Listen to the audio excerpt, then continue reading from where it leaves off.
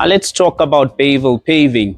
It gets its name from this angle-like edge, which allows you to handle the brick much easier, fit it much easier. Inclusive, including everybody. If you cannot afford paving, do consider installing some aprons. They look a little like this.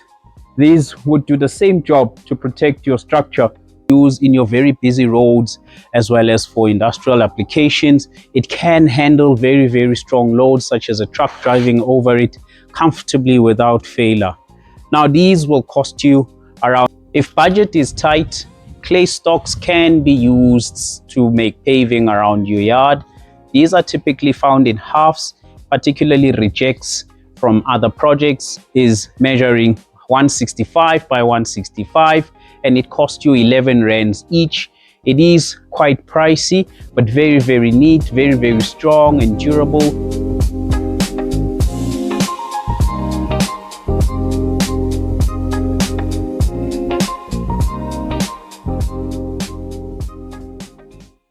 Hi guys, welcome to another episode of Transform My Space with Mev Construction. My name is Pepelo Msomi. I'm a mechanical engineer.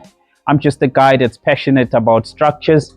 Today, we're going to talk about paving, and I hope that your paving is sorted before you consider that expensive kitchen. Paving is important. Paving is good for your house. It protects the foundation of your house from water. Now, foundations tend to be very sensitive. They are allergic to water. A couple of issues tend to occur when foundations get exposed to water. One is the area of your foundation that gets water actually starts to swell up, particularly if it is unstable soil. It exerts certain forces on the one side of your structure while others are not getting that same force. You get this differential movement, and that's how your house ends up cracking. The other thing is that foundations are made from bricks. Bricks do absorb water, so the brick will then act as a sponge, sucking the water out of the ground through up into your house, causing some damp issues. So it is in your interest to make sure you've got paving up and running, because when you have paving, the water simply runs whether to the back or front of your house without standing, seeping into your foundation and causing you issues. One more thing before we become very exclusive, including everybody: if you cannot afford paving, do consider installing some aprons. They look a little like this. These would do the same job to protect your structure.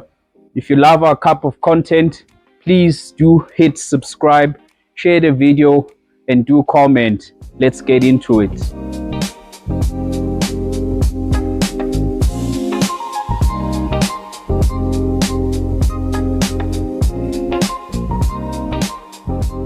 The first brick we're going to talk about is interlock paving.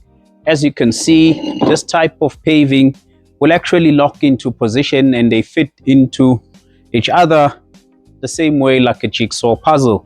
Now, interlock paving is extremely strong. It is very durable, and that is why you find that this type of paving is not only used in residential homes, but it is also used in your very busy roads as well as for industrial applications. It can handle very strong loads such as a truck driving over it comfortably without failure.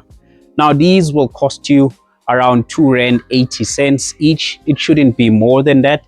Typically a pallet of interlock paving will come in 570 units or odd, and that should cost you no more than 1,600 bucks. Now, in terms of the installation cost, interlock paving would not cost you more than 250 rand per square meter installed. Now, I'm talking all things included, labor, material.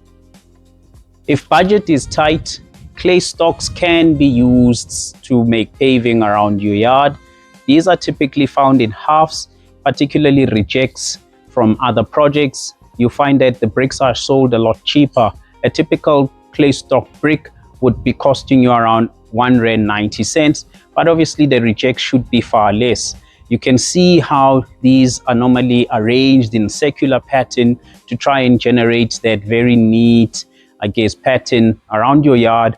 Also, with this option, you're still able to get very neat paving around your yard. If budget is tight, consider using clay stock bricks as paving around your yard. Now, these are your concrete pavers, typically also known as your garden stepping stones.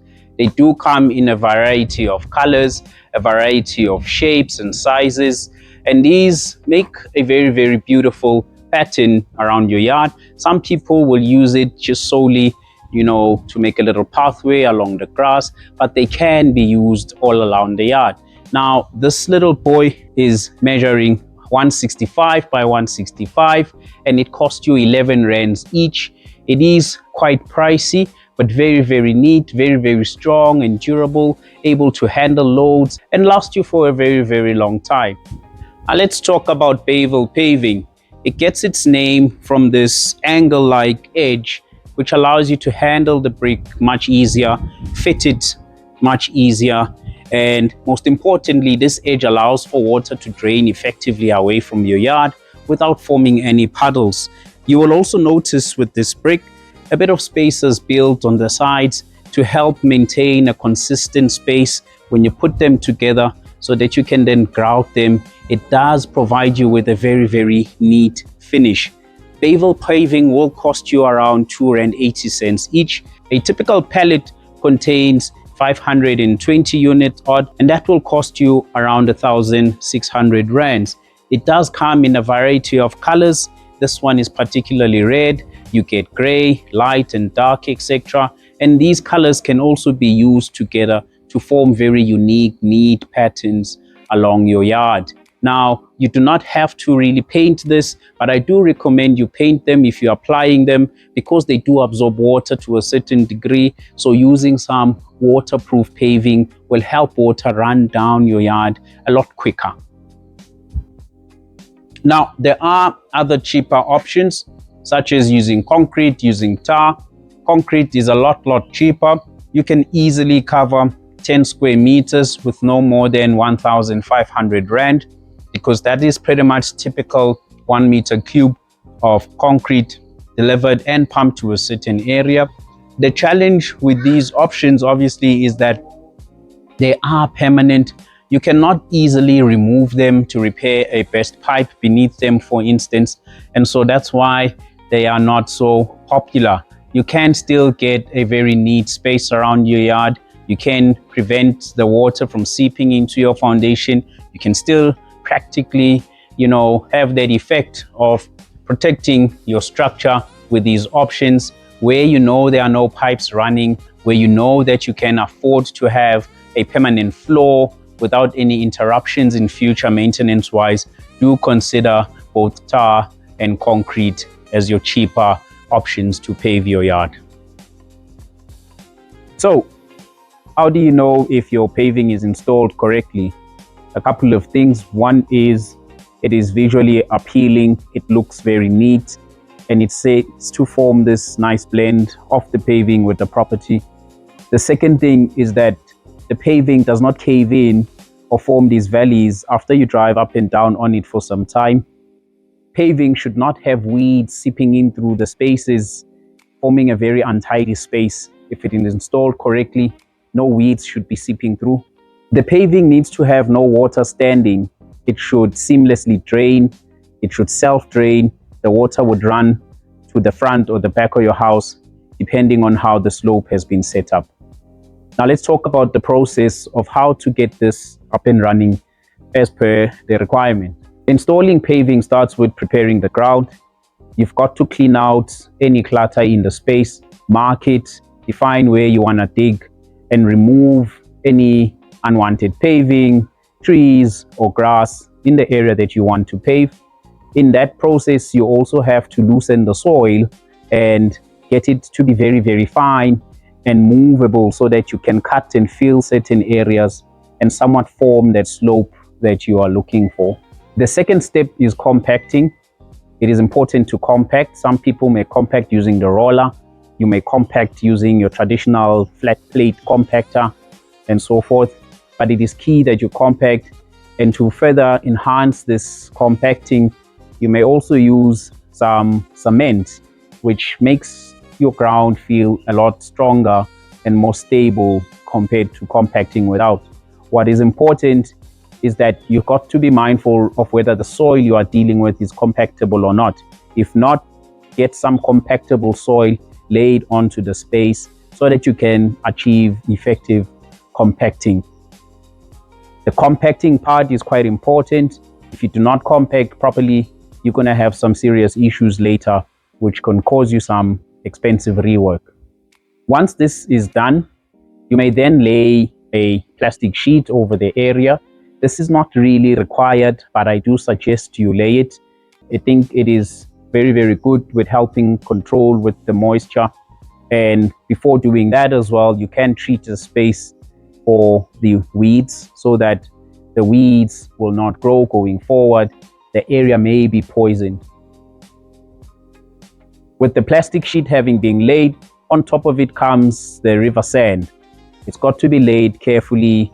Try and be mindful of the lines, ensuring that it slopes, because on top of this is when you then start putting your bricks.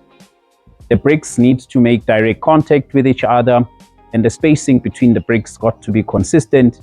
And so it is important that you use the guides for the particular paving that you are installing. After laying the paving, the last step is to just grout it. Typically, this is done using cement. You get a broom, sweeping the cement on top of the bricks and allowing it to actually seep into the spaces. It is important to try and fill the spaces completely with the cement so that the grouting effect, takes place as required. And there you have it, peeps. We've spoken about the different options. We've spoken about the process of installing paving correctly. If you love our type of content, please do subscribe, hit like, share the video. Keen to hear your thoughts in the comments. See you in the next video.